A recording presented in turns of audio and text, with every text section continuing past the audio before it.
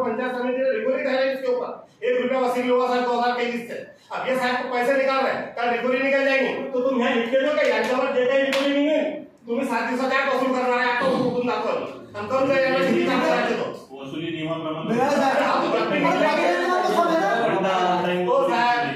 समितीचा तरासा काय भ्रष्टाचाराला पाठीशी घालणारा पंचायत समितीचा तरासा काय